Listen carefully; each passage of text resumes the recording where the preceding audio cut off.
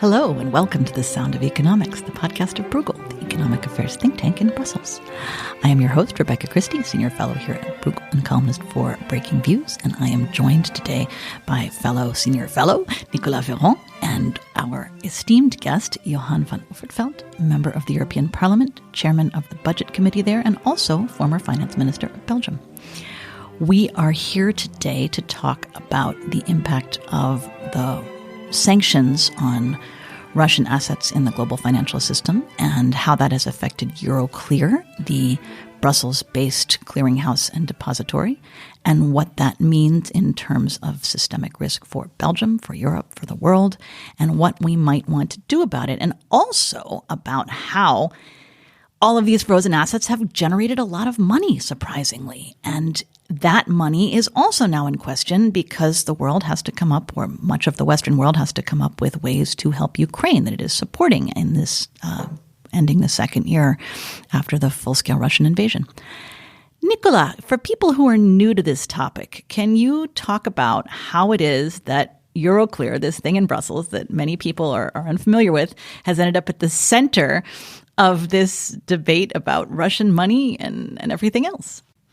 Thanks, Rebecca. I would like to say, it's very simple. I'm not sure I will fulfill that promise. But to make a long story short, the Russian central bank has foreign reserves. It has assets that it wants to keep outside of Russia.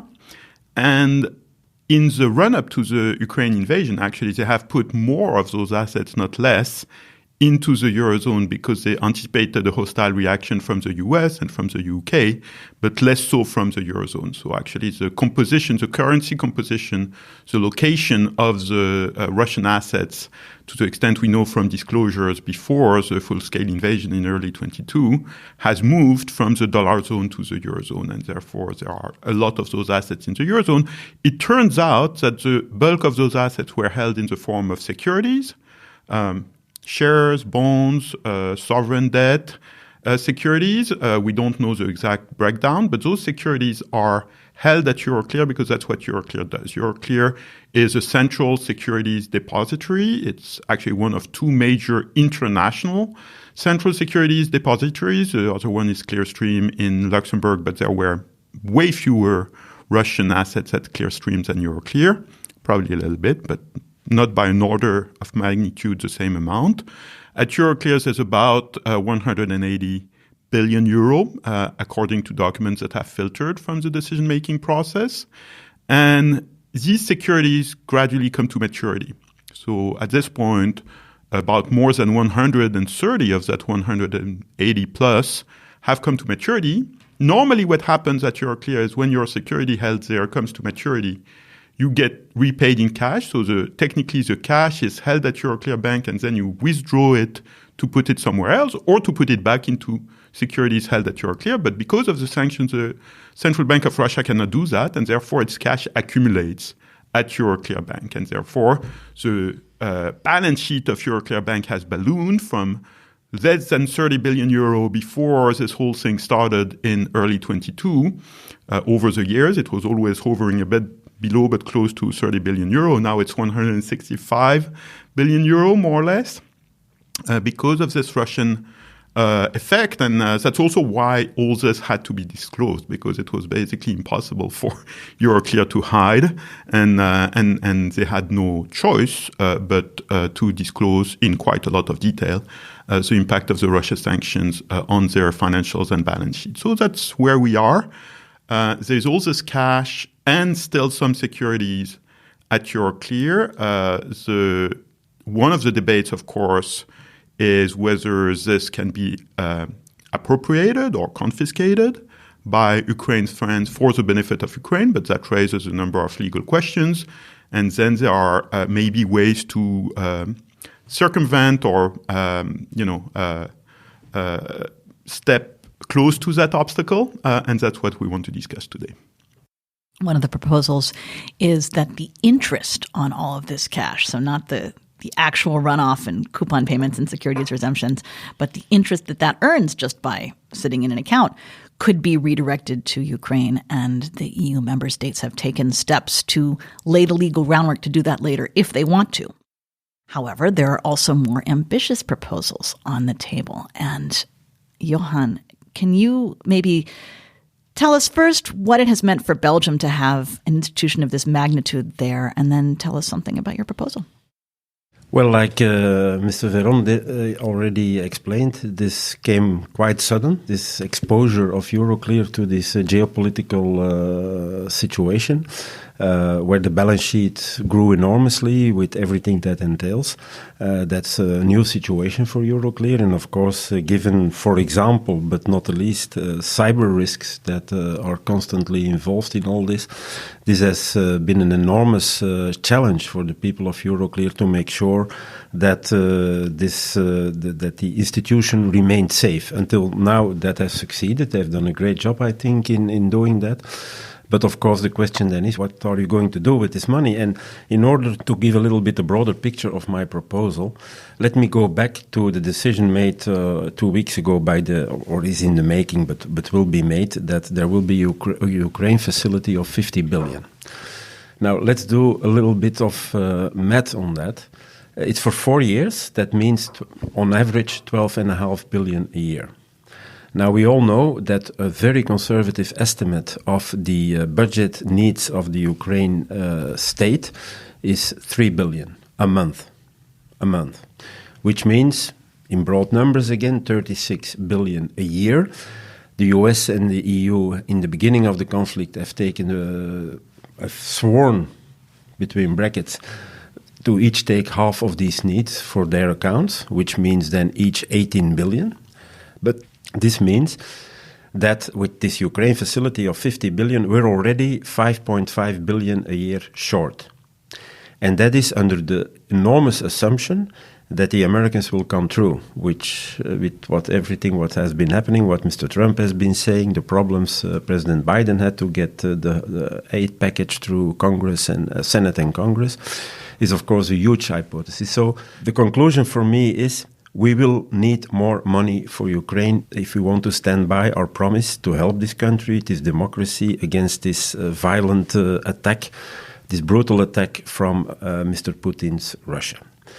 And like was already said also by Nicolas, the confiscation of this amount, in rounded numbers 200 billion at Euroclear, has legal, monetary and geopolitical problems. I don't want to go into the legal problems. The monetary problems are obvious when you see the reaction of the Federal Reserve and the European Central Bank. They're both against because, of course, they fear the impact on the international status of dollar or euro if something like that is done.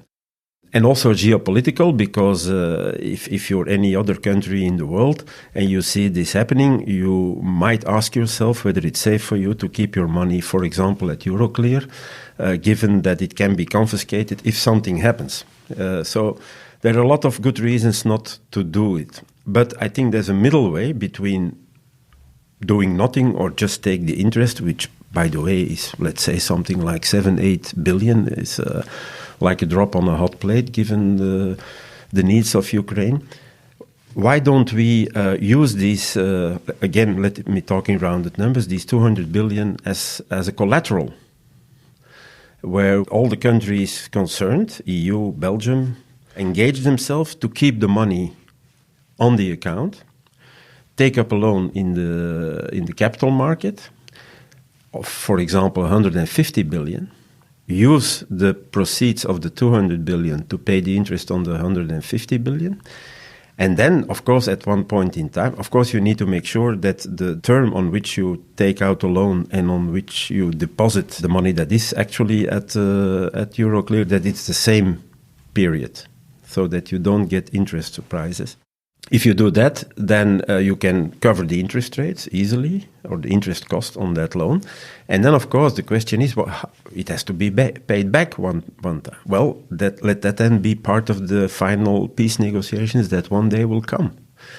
And I think geopolitically, by doing something like that, you might create some leverage on Mr. Putin, Because at the end of the day, you can have the 150 billion available over a long time, because you can make this revolving credit, since you can easily cover the interest cost. That's my proposal. I noticed that there is quite some interest in it from here, but also from across the Atlantic. And I think it might be a way out of this discussion of doing almost nothing, or the rough confiscation, which I think, again, legal, monetary, geopolitical reasons, is not very advisable to do. Is the basic repayment idea that when the money came back, it would be divided between what would be hopefully a reconstructed Ukraine and possibly friends of Ukraine with foreign aid, and then possibly also by Russia, because you said that this might be a measure? Well, it's beyond any doubt that Russia has caused a lot of damage in Ukraine, and the Ukraine country has not asked for that damage, to say the least. So if and when you come to a peace process with Russia, at least part of the damage should be paid by Russia, one way or the other. And of course, if we never reach a peace agreement, then I would say all bets are off. Then we'll see where we get. But then we talk in terms of years before we reach that conclusion. So financially, I think it's sound. It's covered. Geopolitically, it might be an incentive for Mr. Putin to come to the negotiating table more quickly. But I may be wrong. I'm open for discussion. Is there a reason why you think markets might be more likely to buy bonds from this fund than from the EU? Because of this 50 billion EU-level Ukraine facility, more than half of that is going to be financed at the EU level. Yeah, but if the financial sector knows that these funds are blocked, and of course the countries involved, and especially Belgium, need to engage themselves that as long as there is a loan amount outstanding, that they keep the funds blocked, obviously, then they have no risk. An additional advantage is that in such a situation, the banks that would step forward to provide 150 billion don't need extra capital because it's fully covered. And you don't think there would be a risk premium from... There will be a risk premium, but it will be very small. But the perception, though, that this collateral could disappear and all of the consequences that you describe, wouldn't that risk premium start getting priced in even? Well, but that's one of the cruxes of the whole affair, that the countries, the EU, will have to engage and be firm in its commitment that the funds remain blocked as long as there is an amount outstanding on the loan. On that point, in a way, there is already a commitment, right? Because the G7 has said that the amounts would remain immobilized until a settlement is found for Ukraine. So they have tied themselves, certainly rhetorically, for that matter. I have a question which complements Rebecca's, which is about Euroclear itself as an institution, as a critical financial infrastructure, also, frankly, as a private sector company. So, of course, Euroclear's shares are held by a variety of shareholders, typically institutional, but they're not listed, so we cannot observe a share price. But how do you think of the viability and the prospects of Euroclear as a profit-making infrastructure in this circumstance where it's becoming increasingly, to put it bluntly, a political football? And what does that mean also in terms of risk scenarios on Euroclear itself? The media have published stories that they are subject to dozens of lawsuits, hostile lawsuits in Russia that they're likely to lose. What is the kind of risk landscape for that company, which is so important in Belgium, as you mentioned? I think if you look at it from the legal point of view, because this is legal, these are legal issues that you have to settle, and of course corporate legal issues, I think it would be advisable to place these Russian assets in a separate legal entity, and that everybody then engages to keep the sum there as long as there is, I repeat myself, any amount due. Will that have an impact on Euroclear? Of course it will have an impact, because it's a little bit a game changer, because like you said, I would not like to use the word football, but Euroclear becomes engaged in a geopolitical power game. I think that's fair to say. And that's why I would plead for putting this money in a separate legal entity. How that has to be worked out in the ultimate legal details is up to the legal guys who are knowledgeable about this. But I think this is manageable. And let's not forget that we have here a very extraordinary situation with an aggressor who clearly specializes in producing lies, who is taking an attitude that is really threatening. Talk to my colleagues in the European Parliament from the Baltic countries and countries like Poland and Romania. And so you realize then that really something has to be done to keep Ukraine up and running and I would add fighting. That's why I think we have to be very creative, and of course it will have an impact on Euroclear. It's difficult to pinpoint very exactly it will have that and that and that effect on the way in which Euroclear operates or will have to operate in the future. But I think we have to be bold, we have to be aware of the risk, we have to try to take them into account as best as possible. But doing nothing is the worst thing we can do at this point in time. Another question I have is about the international coordination of this. Obviously, Euroclear is by far the largest place where immobilized assets of the Bank of Russia currently live, but there are other such habitats for living assets of the Bank of Russia that have been immobilized by international action. There's a little bit in Switzerland, there's a little bit in the US, there's probably not much in the UK, Canada, Australia. There is an unknown amount in Japan. I don't know if it's significant or not. I'm not aware that Japan has communicated a lot about it. But can you give us a sense of how those different jurisdictions would... And there's Clearstream next door in Luxembourg as well. There are assets in other parts of the EU. How does that get coordinated with your proposal? Well, you already referred yourself to the G7 engagement taken with respect to these Russian assets. If we now start talking more specifically about how to do it and what to do with it, I think that would be the appropriate platform to have that discussion and to get all the noses in one direction. And you mentioned the UK, you mentioned Japan, you mentioned the United States. They are all members of the G7. Do you think they would go for the same collateralization concept that you proposed from a Belgian perspective? Well, if Mr. Trump becomes the new president of the United States, then we will certainly have a problem with respect to that. But if Mr. Biden remains president and if Biden lives by what he says, then I think we can work something out with Japan, with the US and with the UK. Switzerland is, of course, another issue, but I think if the EU, the US, the UK and Japan come together on this, it would be very hard for Switzerland not to follow. When we come back, we'll talk about this more.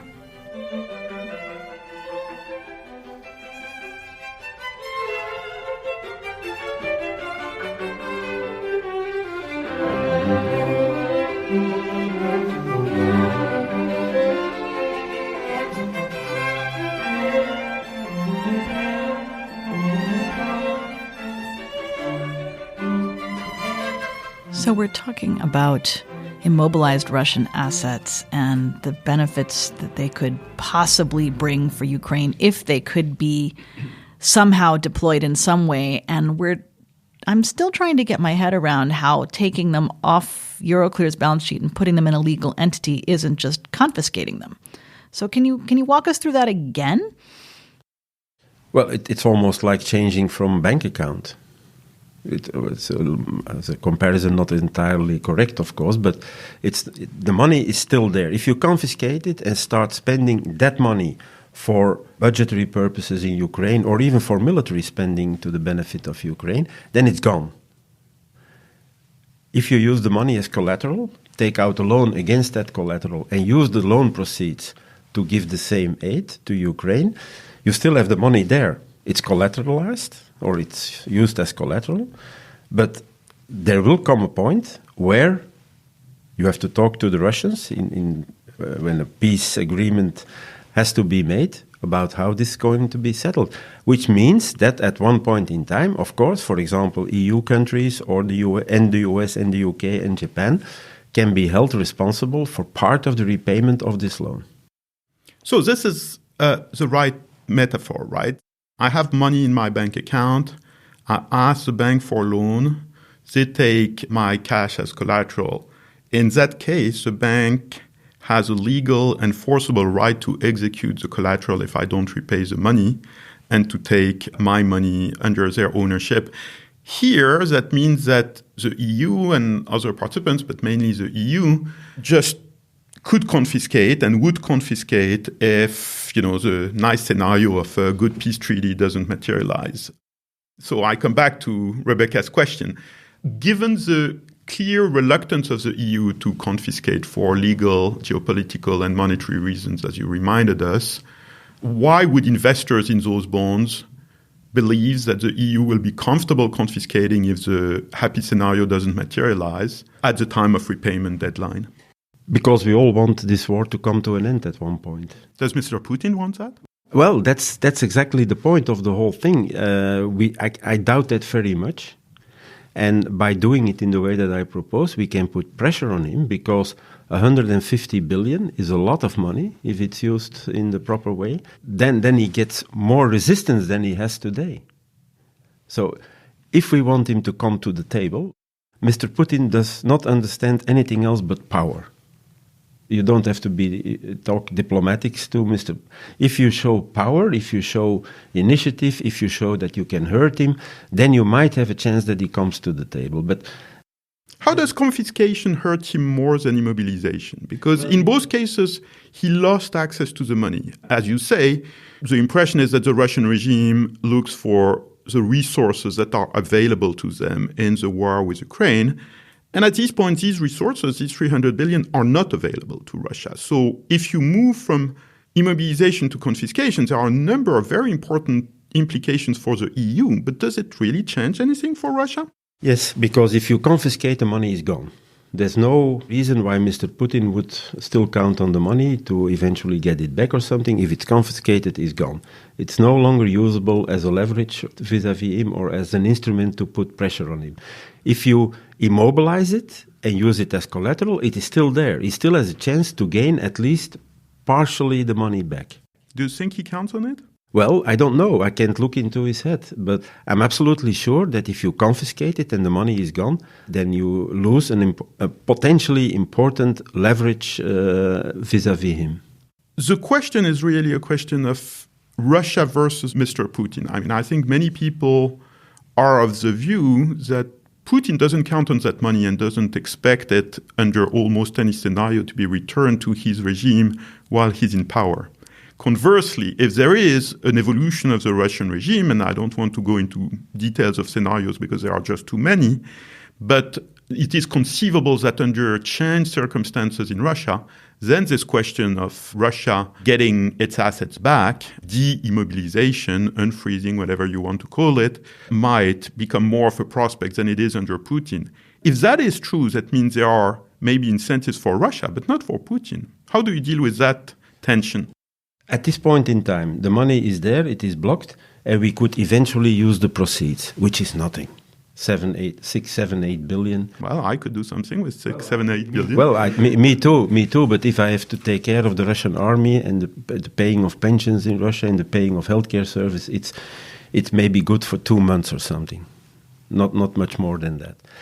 If you start using the money without confiscating it, by the way I propose, then it will be a totally different matter for Mr. Putin, because then this country which he is invading has potentially 150 billion or 175, whatever, as long as interest cost and interest proceeds are covering each other, will be available for spending on military needs or other needs.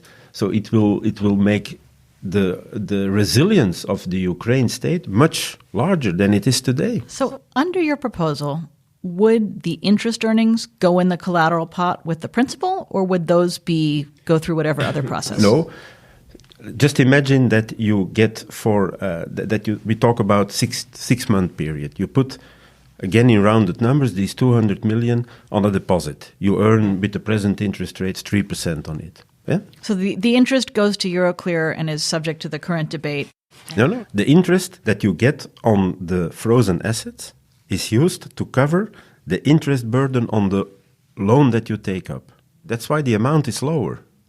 so that you're sure that if you have, for example, 5 billion proceeds from the frozen assets, that the interest burden on your loan is 4.5 billion. Because I come back to this question because Euroclear historically, because it does not like to keep cash around, does not return interest to people who happen to accumulate cash balances there. That's one of the reasons why you put it in another legal entity, so that you have more, or should I say, more degrees of freedom to do that kind of stuff. So in that case, at a minimum, the interest would go away from Euroclear, which is a thing that it has in common with these other proposals that we have right now.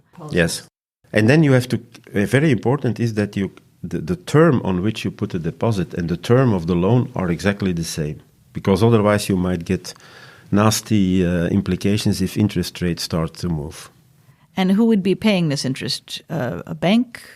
Well, I would talk to a consortium of banks to put up the 150 billion. I mean, because that's an interesting question right there. You can't get a certificate of deposit for longer than a certain amount of time. And so if you wanted to make a 20-year loan to Ukraine, it would be hard to get a bank to guarantee. It has to be much more short-term to be able to move when you have to move in terms of the peace process that eventually will come. That's really interesting. It sounds like under your proposal, there's very few scenarios, if any, in which Russia gets the full amount back. Isn't that reasonable? It does raise these questions about rule of law and about confidence in the national financial system. I think in terms of the damage you do when invading a country, you're quite strong on rule of law if you take the assumption that the aggressor has to pay at least some part of the damage he has caused. I don't see any contradiction with rule of law issues there. I think the critical question here is the existence of a peace settlement, because I think we can certainly see this in your proposal. If there is a peace settlement, it is not unreasonable to believe that the settlement includes damages which are of this order of magnitude. So the more difficult question, I think, going back to Rebecca's interrogation, is what if there is none? And can that be ruled out? Well, if there is no peace agreement, you can keep, at the end of the day, you can keep this loan deposit scheme, keep it running for eternity. That reminds me of the debates about Next Generation EU. And I'm personally in favor of rolling out Next Generation EU, but not everybody is. Yeah, of course, you can use the amounts of the proceed only once. If you, in my example of the 200 billion and the 150 billion, if you use the 150 billion, then it's over. I mean, you cannot take more money out. But you can refinance. But you can refinance, and you can do that eternally. And given the structure that I outlined, you will always be able to cover the interest burden on the outstanding amount. And that is crucial for financial institutions. There are two different elements of this that I keep coming back to. One of them is if you're a bank and you're looking to buy one of these bonds, it seems to me that you would demand a premium versus buying a bond straight from the EU, because the Ukraine facility will be, at least in part, financed by financial bonds. That's a pretty straightforward repayment procedure. It comes out of the EU budget, as you well know. So it seems like by doing this, on the one hand, you make this available. On the other hand, you make it available at a higher cost, because I would imagine the markets would demand a premium, and there would be an echo effect from worries about the security of the collateral and the worries about other collateral. As I understand it, one of the concerns about these Euroclear assets in Russia that may be confiscated as a result of all of these legal actions that we know exist, even if we don't know the details on them, is that not only is Euroclear out however many billions it has in custody in Russia somewhere, but also other people start taking their money out of Euroclear. Euroclear would seem to be too big to fail. Mm-hmm. Would you not be worried about anything that even some people, including, say, the CEO of Euroclear, because I believe she came out recently and said that your plan would threaten the stability of her institution? Well, of course, it's new for her, and I know her very well. I had a lot of contact with her when I was Minister of Finance, and I appreciate very much the job she has been doing and still is doing at Euroclear.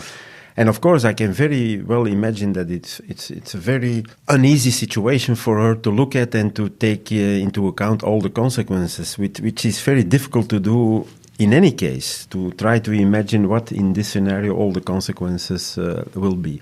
But going back to the remarks you made earlier on, of course there will be a risk premium. That's why it's necessary that the amount of the loan is lower than the amount of the assets frozen. That's one of the basic issues of or elements of this proposal, that you always have enough space to cover also for this risk premium. And yeah, I think that's very important. And of course, the legal context of this has to be very well researched and very well defined, and will need very precise wording on a lot of issues. But if the alternative is to sit back and say, well, we're happy with 6 or 7 billion a year of interest on assets, which is also legally something that can be discussed. So it's not that is totally legally risk-free. Also, in that situation, you need to be very careful about how you do it and what the consequences are, not only for Russia, but also with respect to the attitude of other countries. But I think we're in a situation now where we have to move and we have to do something to keep the country not only on its feet, but to be able to withstand this Russian aggression. So you just mentioned the legal risks in the European Commission's proposal, which is to take the income revenue from the assets that Euroclear currently makes. And one of the things that the CEO of Euroclear has publicly acknowledged recently is that she is fully aware of the exceptional status of that income and willing to, she has a duty to her shareholders, of course, but she signaled very clearly that she would not fight tooth and nail if the EU was to appropriate that revenue. But there have been criticisms of that proposal. There have been indications that the European Central Bank didn't like that proposal, according to media reports. There's also been a paper from the International Monetary Fund, its financial sector assessment program in December, where they use the adjective undue appropriation of European revenue, referring to that proposal. Can you tell us more of why the ECB and apparently the International Monetary Fund, the IMF, are, to say the least, unenthusiastic about the Euroclear income appropriation concept, even so in the analysis, certainly of the European Commission, that doesn't represent confiscation of Russian assets, because their analysis is that this income does not in any assumption belong to Russia? As you know, I'm not in the board, neither of the ECB nor the IMF, so I have to guess or try to reason about the reasons why they take that attitude. And I think the basic thing for certainly these two institutions is that they are aware of the many risks already present today in the international monetary and financial systems. That's, of course, a whole other discussion, but let's take it for granted that there are a lot of potential hotspots in that monetary and financial system. And by doing something like this, you add an extra element of risk or uncertainty. Absolutely sure. And I'm not denying that it is not an additional element of uncertainty or risk. It is. But again, my point is, we have at this point a geopolitical situation that is potentially very explosive, literally and figuratively, and we should do everything we can to avoid this further explosion. Given the fact that Mr. Putin, I cannot repeat that enough, only understands power, you have to get to situations where you can show him that you have power and that you are willing to use that power to stop him. If he becomes convinced of that element, I think the chances of getting him to the negotiating table are much larger than they are today, because today, let's be honest, he laughs in our face. He laughs in our face. And I want to get to a situation where we can tell Mr. Putin, okay, we're doing things that hurt you, and you can stop that if you come to the negotiating table and we make a deal on how to end this war and how to end this conflict. When we come back, we'll talk about more about this and where we go from here.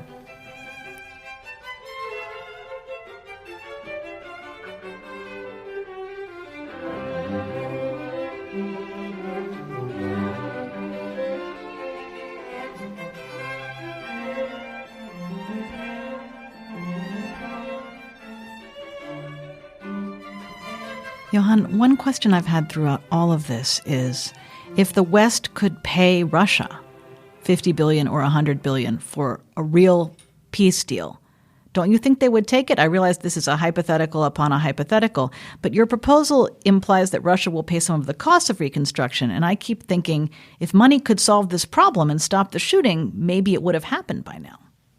Well, I just want to have an additional element of pressure on Putin, something that might entice him to come to the negotiating table and be a reasonable, respectful man, which at this point he is not. He's not reasonable and he's not respectful of the rights of Ukraine or European rights in general. And so we have to create leverage to obtain that. And I think my proposal is maybe not a perfect example or item for this, but I'm absolutely convinced that it might help to get a more peace-minded, compromise-minded Mr. Putin around. So on this, going back to the money that Ukraine needs, right? You said ballpark estimates they need about 35-40 billion a year of external financial assistance. Let's say that Europe takes, maybe 2/3 of that.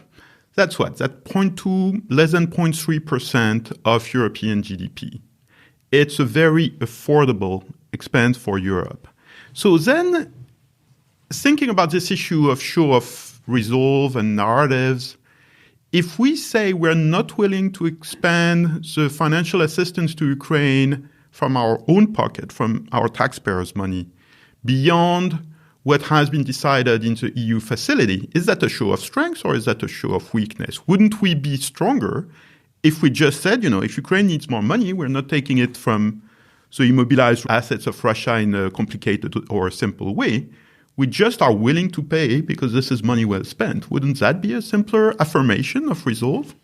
It would certainly be a more powerful response. If the European countries, EU, the member states would say, okay, Ukraine needs, instead of the 50 billion for 4 years, 80 billion, we're going to put up the 80 billion. Shouldn't we aim at that rather than displace the conversation? Well, we're talking about this right at the same moment when the European Commission has the new Growth and Stability Pact with everything that is in there in terms of getting to more stable public finances in the member states.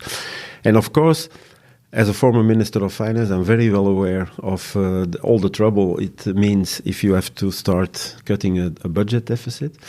If on top of the exercise that will be needed in the coming years to get the deficits more under control and the debt development more under control, you have to put up this kind of money. It will be a hard sell within, for example, the European Council. That's absolutely sure. So at the end of the day, don't forget that in my proposal, there is a very strict, legally binding guarantee of the EU and the member states that they are responsible for the money that is blocked. And they are responsible for the amount to be repaid on the loan. That's the crucial thing. That sounds like quite the Eurostat exercise. I mean, right now, the Ukraine money that's borrowed by the EU through the facility doesn't really show up on member states' balance sheets except as part of their broad EU budget contributions. This might have to be accounted for differently, particularly if you make the taking of collateral automatic, because that's what thing Nicolas brought it up earlier.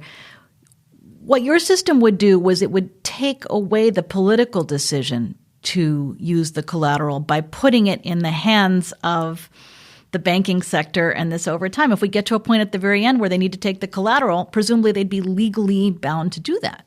But you can never have the financial sector, the banking sector, financial institutions in general, to act without the very hard, tough guarantee of member states, of the EU, that for what is still due on the amount taken up in the loan, that they guarantee that. And they can guarantee it by at one point in time confiscating Russian assets, or by paying it, or by coming to a new agreement that, suppose that at one point in time there's 50 or 60 billion left, that they make an agreement to pay that back over a period of, say, 5 or 10 years. So there is an engagement. It's not that the member states walk away and the Russian assets do the job. No, they keep on being responsible for what is happening through that guarantee. That's really helpful, and this has been a really interesting conversation. Do you have any final words you'd like to leave us with? Well, I just launched an idea. I am seeing a lot of reactions to it, which is, of course, very good. And the one thing that is really, for me, at this point in time, very crucial is that in the Western world, we must realize that this is a crucial time. Either we stand up, we do what we need to do to defend our system, and I mean system in the broader political, economic, social sense of the world, and then we have to put our money where our mouth is. And I am just very humbly throwing in the discussion a proposal that might help to do this in a way that allows us to act relatively quickly and still being responsible for what is happening. Some media reports have depicted your idea as a Belgian government's idea. Can you tell us more about that? I can say that I've been talking about this in the parliament for weeks already, for even before Christmas. And at one point in time, I saw that the Belgian Prime Minister, Mr. De Croo, a good friend of mine from during the time we were together in the government of Mr. Michel, also started talking about this. So I don't know whether he got it from me or from some other source, but I have a background in finance long before I went into politics. So the moment you start thinking about something that can be used as collateral, possibilities open up. That's a financial reaction that is automatic. If somebody who is engaged in finance sees a collateral, he sees a deal to be made. This is complicated, I know, I'm very much aware of, but I think it's something that we really need to look into very carefully. It's politically very difficult, not only because we have something happening across the ocean in a few months' time, also within the EU. But these are times that people who really want to do something have to stand up. Well, thank you for explaining in such detail. Thank you for coming on our podcast to talk about it. Very timely, very interesting, and it's been a real honor to have you here. Thank you, Johan van Overtveld, member of the European Parliament and chairman of the Budget Committee. Thank you, Nicolas Véron, senior fellow at Bruegel. I'm your host, Rebecca Christie, also senior fellow at Bruegel and columnist for Breaking Views. And we are here at The Sound of Economics. You can find all of our podcasts and other research publications, including Nicolas' wonderful essay on the frozen assets question from December, on our website, bruegel.org. Thanks, and see you next time.